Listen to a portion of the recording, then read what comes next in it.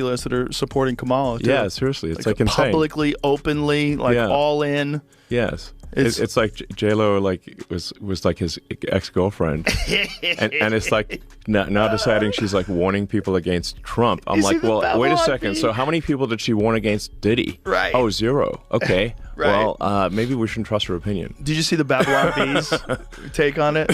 Did you see the Babylon Bees? Babylon Bees awesome, but oh my God, they're so on fire because the left can't say anything. Well, the Onion has been crippled. Well, the problem is that like the find that post. The woke ideology makes like humor illegal. Yes. So when like there's so many humor no-fly zones, right? You can't make fun of anything. Yeah. The Babylon Bee had a thing about Kamala Harris. Diddy's ex-girlfriend urges Americans to trust her judgment. Yeah. By the way, you get to see how bad an actress she is, too. They focused on Jennifer Lopez's silence about Sean Diddy Combs, a once revered icon now facing charges ranging from sex, trafficking, and racketeering to transporting individuals for prostitution. And that's just the beginning. If she's going to be warning people, why did she never warn anyone about Diddy? Exactly. Yeah. The whole thing is so strange to watch play out. It seems like the Diddy thing was like an Epstein-type compromise deal where whether he was doing it himself. Conceivably, people want to think that he's attached to some intelligence agency or something like that.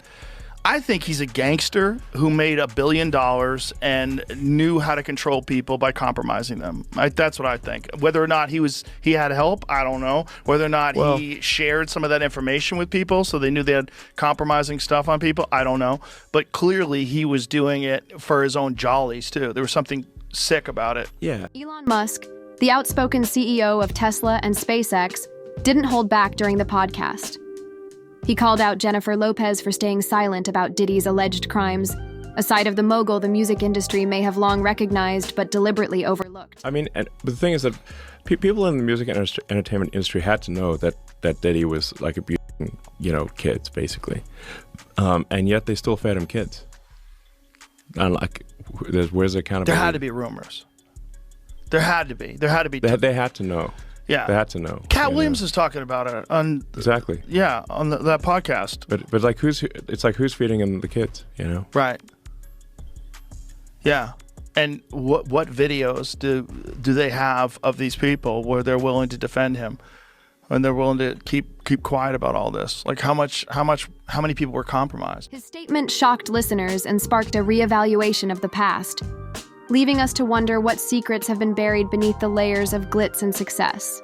Just as the coverage started to subside, West flipped the script on his X page. So his page has since been removed, and I'll get more on that in a moment, but screenshots of his tweets show he posted in all caps, "Free Puff." He then went on to post or tweet, "All these celebrity N-words and B-words is scared. Y'all will watch our brother rot and never say S." He went on to post, "I stood up for Puff and I'm still winning 20 Grammys next year and doing the Super Bowl." He also tweeted posted that slavery is a choice, which of course got some backlash from other X-users. But West seemed to double down as his rant continued with, "What you all gonna do? Cancel my sneaker deal? Cancel my record deal? Freeze my accounts? F y'all N-words. Slavery is a choice. I am speaking my mind now. I ain't editing. S again ever." And he later tweeted, "This man gave his life to us. This is my idol. This is my hero," seemingly referencing Sean Combs. The narrative shifts dramatically when we examine the allegations against Diddy. Once hailed as a music industry pioneer, he now faces accusations of some of the most severe crimes imaginable. Quote, defendant Combs sexually assaulted a 17-year-old minor male while at a popular nightclub in New York City. This case seeks compensatory and punitive damages for that sexual assault. The assault occurred in Soho, New York, after Doe was drugged and taken to a private area of a nightclub by Combs' associates. The conduct described herein is shockingly typical of how defendant Sean Combs conducted himself for many years. Many individuals and entities facilitated and conspired with this abhorrent conduct. Sean Combs believed he was above the law. He is not.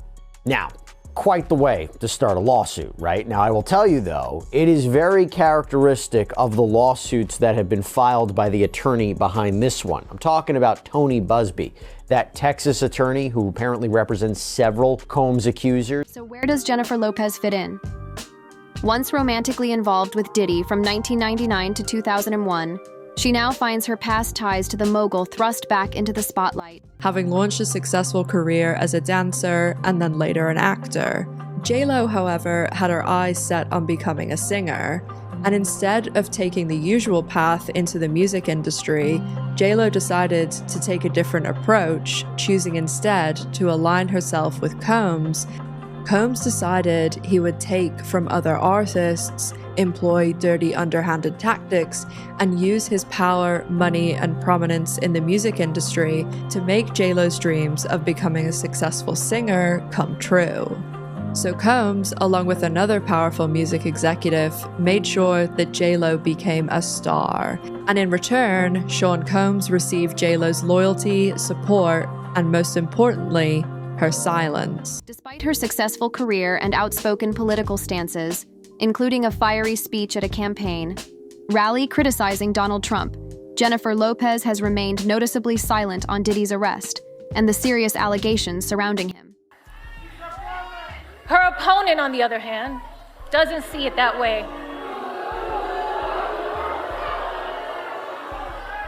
He has consistently worked to divide us. At Madison Square Garden, he reminded us who he really is and how he really feels. It wasn't just Puerto Ricans that were offended that day, okay? It was every Latino in this country. It was humanity and anyone of decent character. Some believe her silence is a strategic effort to distance herself from a scandal that could tarnish her hard-earned reputation. Others argue she may not fully grasp the severity of the revelations now coming to light. If you're attending P. Diddy's parties, I think Ashton Kutcher in one feed was saying, yeah, his parties. Oh, let me tell you about them. Let me think about them. They're wild. Guilty by association. Nobody wants to touch that with a 10-foot pole if you're a celebrity. And to be clear, not guilty in a court of law, like no, because you can go to a party and not commit a crime. Right. You just were around it. And the question was it an open secret? But you're guilty by association in the court of public opinion, right? Yeah. If it comes out that you were attending his parties, everyone's naturally going to think, what were you doing at that party? What was your involvement? Were you involved in the freak-offs? Did you engage in it? It would be a PR night. Either way, the pressing question remains. Should someone of her influence have spoken out when it mattered most? I would advise her to speak with the SDNY. I would say if you had any information, talk to them and provide it to them, because the most important thing is justice for the people that were wronged in the situation. And then I would say follow their lead. And the prosecutors at the SDNY may tell her, look, we don't want you to make any statements in the media at all about anything you observed, what happened with P. Diddy, your relationship, because again, that would be cannon fodder for cross-examination. Stay away from that. And when we go to trial, make your statement on the stand. The podcast only heightened the intrigue as Rogan and Musk dissected Diddy's notorious Los Angeles freak parties, a term that barely scratches the surface of the wild rumors surrounding them. Along the way, they made several other shocking revelations in that now infamous episode. The whole thing is fucking crazy. Crazy. It's just crazy when you know, because the nutty conspiracy theories is like, oh, there's a bunch of pedophiles in Hollywood. And you're like, come on, that sounds too kooky. And then you see like the Nickelodeon thing and all these, and you're like, what the fuck? How much of this is real? There's a lot more real than I think people realize. Musk's response was swift and cutting, emphasizing that Lopez, once closely tied to Diddy, choosing to stay silent on his alleged crimes, should raise serious red flags. And the BBC tried to hide that guy was one of the worst, like basically child rapists of all time. Of all time. Of all time. Yeah. And looked like one. He looked like one. That's what's honestly, crazy. if you had a poster of does this guy look like the creepiest like fucking an evil, looking guy. Evil child rapist, then that 100%. He made it to the grave. Like, got away with it. Yes. Got away with it till he died. They hid it from people until he died. But the story doesn't end there. In a typically provocative moment, Rogan speculated that Diddy's infamous parties and his rumored encounters with male celebrities weren't about sexual orientation, but rather a strategic display of power and control. It's horrific, but it's also hilarious that it was like the big secret that P. Diddy would make a bunch of these guys suck his dick and do weird shit. Oh, do you think the government does it? Well, P. Diddy does it. homes in L.A. and Miami raided by federal agents. Dude, the conspiracies of P. Diddy are like, you know, that as above, so below, that like magical shit the rocket scientists say when they jerk off and look in each other's eyes. What? As if that weren't enough, even stranger whispers began to surface. Rumors suggesting Diddy's possible connection to a bizarre incident involving Jamie Foxx, a claim Foxx himself once subtly alluded to during a Netflix special taping. Jamie Foxx addresses whether Diddy was responsible for his 2023 hospitalization during live shows eyewitness. Rob, if you got a clip, play this clip. He's not really saying it here. When I watch this, he's not saying it. PBD, this is just them saying what we know, but the clip that I sent Rob is of what was his name, Robbie? Big Homie CC. PBD. Good guy, Big Homie CC. Yeah, because so Pat, you know what's going on. So let me read the story and I'll come to you because I thought it was a video there. Yeah.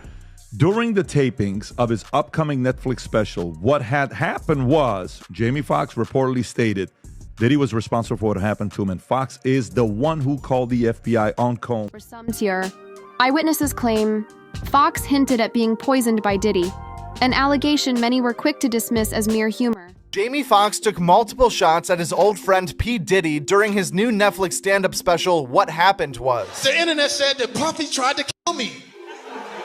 That's what the internet was saying. I know what you're thinking. Did he? Hell no, nigga. I left them parties early. I was out by 9 because something don't look right.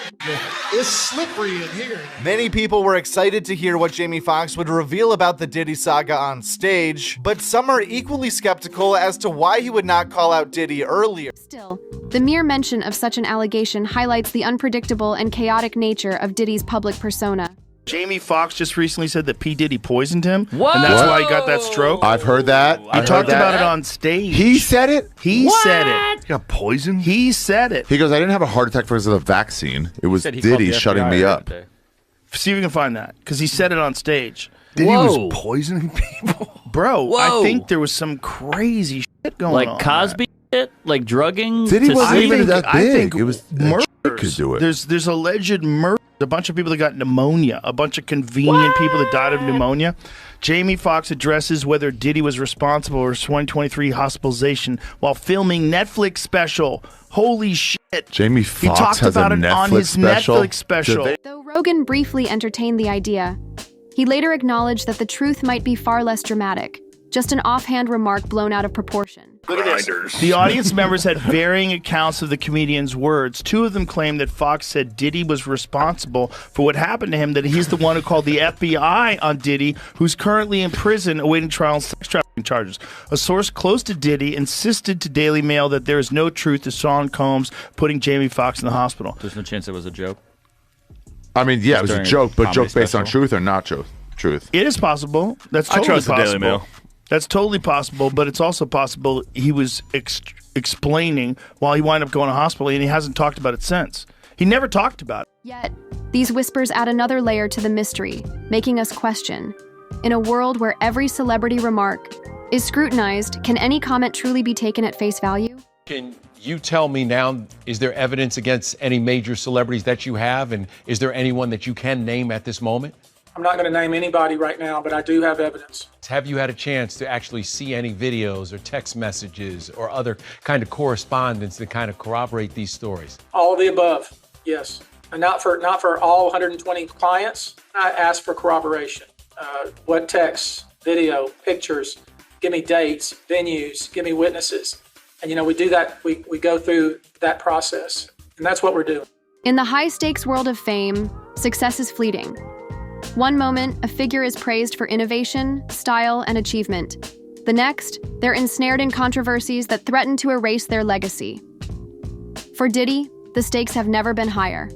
With a trial looming in 2025, every word, connection, and past indiscretion is now under intense scrutiny, placing his entire career under a relentless microscope. Hip-hop mogul Sean Combs is set to appear in court in May on federal sex trafficking charges. The news came out of a Thursday court hearing. Combs pleaded not guilty last month to charges he abused and exploited multiple victims, some of the allegations dating back years. CBS News New York's Alice Gaynor has more from outside the courthouse. Sean Diddy Combs' 6 children and his mother sat in the second row of the gallery. When the 54-year-old entered the courtroom, he was wearing a wrinkled tan shirt and matching pants. He smiled and waved at them, a seemingly more upbeat attitude. The judge, newly assigned to the case after the previous judge recused himself, set a May 5th, 2025 trial date. Prosecutors have until December 31st to turn over discovery to the defense. They said over the course of 3 searches of an airport and Combs' LA and Miami residences, they seized 96 electronic devices and several more during and after his arrest. The question extends beyond guilt or innocence. It's about the systemic failures that have enabled powerful figures to operate unchecked for far too long. I'm a victim. I'm a product, I should say, of these systems that we all survive in, which is, this sort of capitalist-driven, corporatocracy kind of driven way of merchandising and commercializing every thought and fear and moment that we have in our lives, and never giving us a chance to slow down. What connects all these threads is a deep sense of betrayal. The very institutions that once celebrated these stars now seem complicit in a system where power and image often outweigh accountability. I get the real dirt. All I got is a hallway beat up on video. Right. But I need, Bieber's crying, J-Lo's nervous, If I had to gay. guess, this is what I would say. There's a lot, apparently, of famous people involved in this, which means there's a lot of accusers, and there's a lot of money that people won't get if these people go down.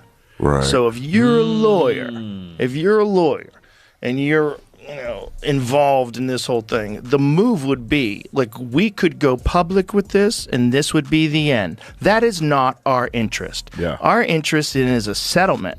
And then next thing you know, keep making money off of somebody. Yeah, someone who's really good at basketball, or fucking someone who's maybe. makes It's all good songs. maybe, though. It's all maybe. Someone, everyone left the parties early every time. It'll be like Epstein, though. It'll be the same thing. It'll be like nobody ever gets in trouble. Elon Musk's blistering critique and Joe Rogan's unfiltered observations aren't just provocative sound bites. They're a demand for transparency in an industry built on secrets and selective silence. That prosecutor, though, the guy who said there's some very famous names, and you will be stunned at what you'll see. What, on Diddy or Epstein? Diddy. Yeah. My people will not let those names come out. But here's the thing. If the videos exists, you don't think that somehow or another this guy's got it in the prosecutor's Epstein's office? never did.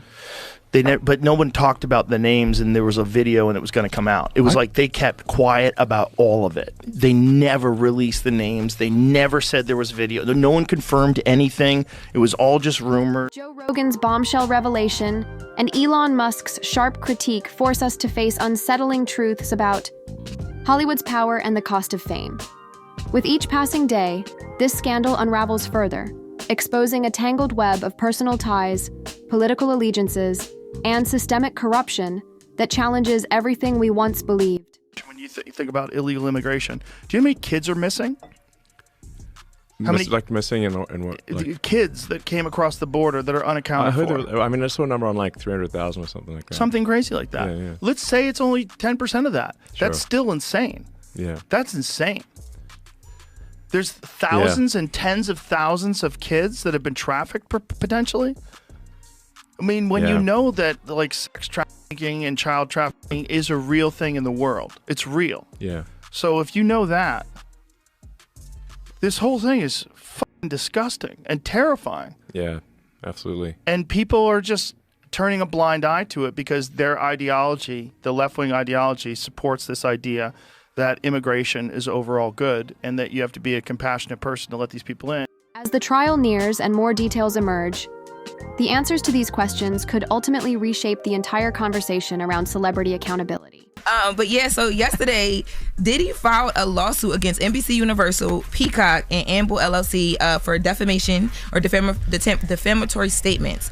So he's saying that when they did that whole Diddy, the Making of a Bad Boy documentary that we talked about in here, that a lot of the claims and the things that they were accusing him of were completely false. And he's saying he wants $100 million in damages for severe harm to his reputation, economic harm, and the defamatory statements. Why just NBC. It's been about 5 or 6 documentaries that have come out. I have no idea. On top of podcasts and YouTube pages. Like, it's so many people with stories. Like, why you just aiming at NBC? Is Joe Rogan truly exposing the hidden truths behind Diddy's dark legacy and Jennifer Lopez's silence? Could Elon Musk's fiery take be the catalyst for Hollywood's most shocking scandal yet? Or is this just another twist in the endless maze of celebrity secrets? In the end, it all comes back to one burning question. Why did she have to know?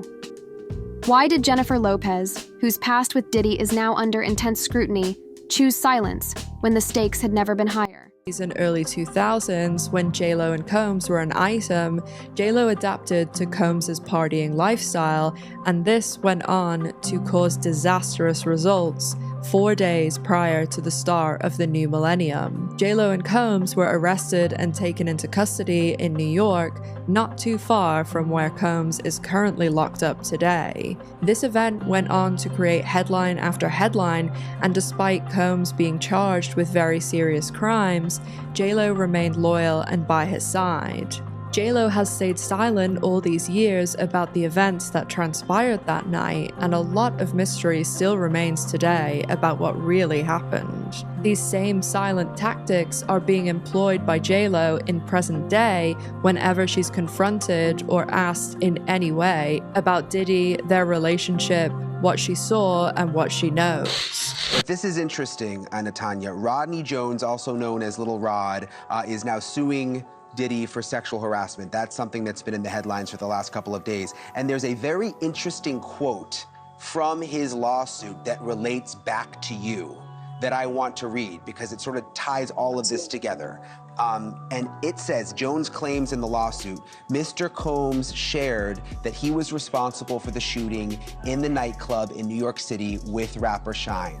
He shared that artist and Mr. Combs' girlfriend at the time, Jennifer Lopez, aka J-Lo, carried the gun into the club for him and passed him the gun after he got into an altercation with another individual. So now you have Little Rod in this new lawsuit saying that Diddy told him that he actually was responsible. I mean, what did you think when you read that?